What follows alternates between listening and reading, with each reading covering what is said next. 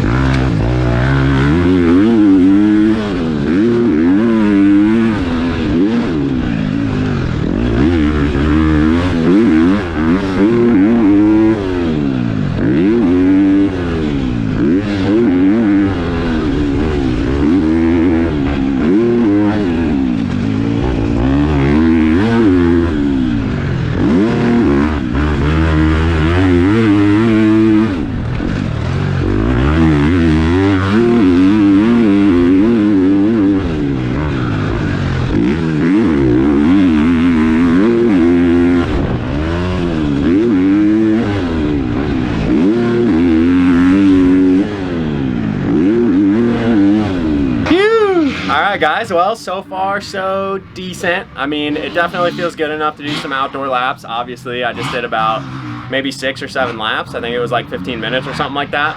And it feels okay. Definitely good enough to do some outdoors. If the track was really rough, I think I would be struggling a lot more.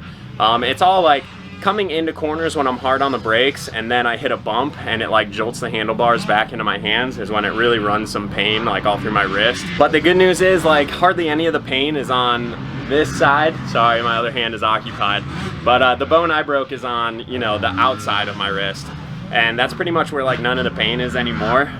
So I think the bone is probably pretty much all healed now. The pain that I'm feeling is just like in the muscles and the tendons and the ligaments from not using them, and ligaments and tendons take a lot longer to heal than bone does. So, you know, the ligaments can take 8 to 12 weeks. That's what people say. The big question mark is like, I don't think that right now it would hold up on a supercross track, especially going through supercross whoops, like 15 laps in a row. You know, that's obviously a lot gnarlier than doing outdoors. So if I can't start riding supercross like this week, it's pretty much chalked. There's no reason for me to go out there and risk my safety and not do anywhere near as well as I want to do, when I could be devoting all this time to getting ready for outdoors, really killing it at outdoors, getting in phenomenal shape, and then coming out for 2022 Supercross. But so far, so good. I'm stoked on it. I'm definitely interested to see how it's going to feel these next couple of motos when I put some actual time on it. Now, talking about the bike, holy cow, dude. This thing feels like a completely different bike now. I don't have any outdoor clips of me riding this bike with the stock setup, but I'll put in a clip of me going down like one of the straightaways on a Supercross track.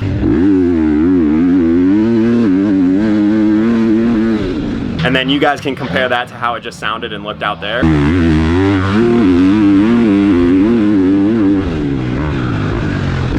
But this thing is an absolute animal, and all it has done to it is a Vortex ECU with a Twisted Developments tune, the Yoshimura pipe, and that's it. So you don't have to do a lot to these KTM 250s to make them sick. I'm definitely not a small guy either, so the fact that it's pulling me through this deep stuff so well, that's a testament to how good Yosh and Twisted Development does. So I'm stoked on that. Let me know if you guys want to see me like throw the stock exhaust on one day and then after a moto put the Yosh back on, just so you guys can see like a back-to-back comparison. I think that would be pretty sweet. But yeah, love the stuff. Yoshimura, Twisted, absolutely killed it. Highly recommend you guys go pick some of that up if you have a KTM for yourself. Stuff is rad. But anyways, I guess we're gonna chill for a minute and head back out there for another moto and just see how the wrist holds up throughout the day. So I'm pretty stoked, you guys.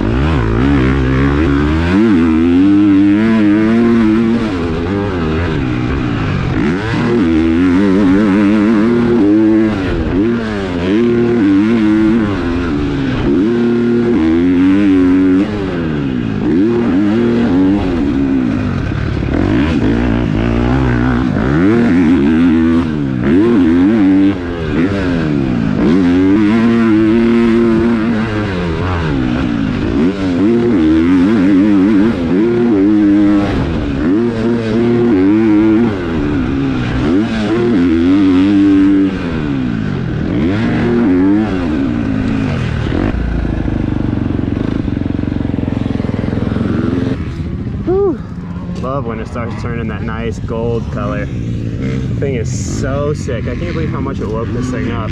I'm sure you guys are able to hear it out there. It sounds completely different. So, Yosh, fantastic job on this one. The wrist is definitely getting more and more sore every lap.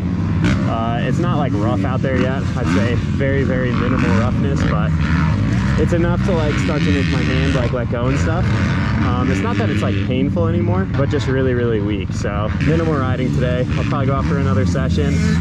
Keep it fun, keep it smooth, keep it safe, and we'll keep moving forward from there. But so far, dude, I'm having a blast. This thing is an absolute rocket ship. Yeah, guys, so far, rad day.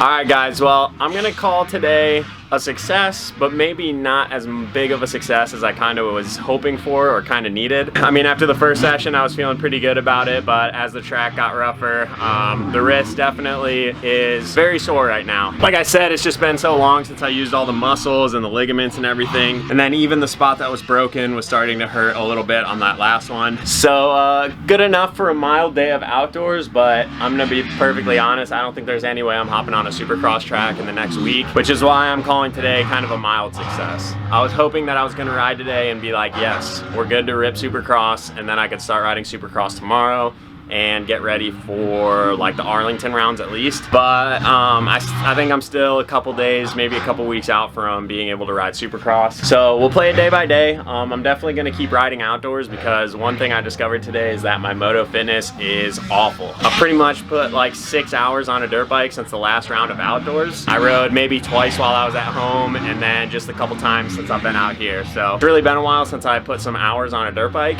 and I'm feeling it. You know, my back's really sore, my legs, my wrist, pretty much everything. So I think a couple more days of outdoors this week, and then hopefully by the weekend, maybe early next week, we can try and do some Supercross. Hope you guys are excited about my first day back. Hope you like the way the bike looks. Hope you like the way it sounds, and yeah, we'll keep digging. This thing ain't over yet, because even if Soupy doesn't happen, we're gonna have a kick-ass outdoor season. So good things coming, guys. I'm glad you guys are here for it. Thank you again for tuning in. We'll catch you in the next one. Peace out, guys.